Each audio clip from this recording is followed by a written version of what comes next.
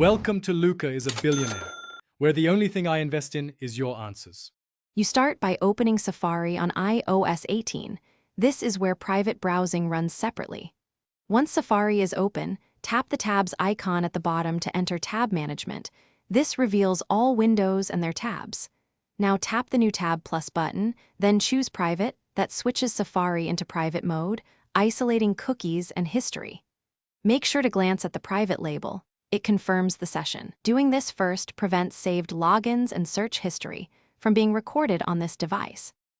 Once in private mode, use tabs normally. Open links, sign in, and search without leaving local history.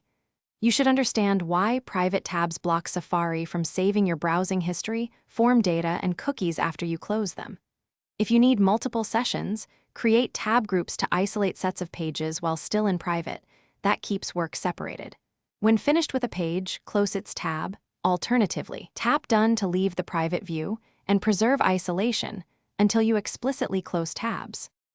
To finish, exit private by opening the tabs view and tapping private again, then switch back to your regular tabs. This returns Safari to normal behavior. If you want extra assurance, go to Settings, Safari, and Clear Site Data to remove any lingering information. If a site still reloads with a session or cookies seem persistent, force close Safari and reopen. That clears in-memory caches. If problems continue, reboot the device. That resets network and app state and solves most stubborn session issues.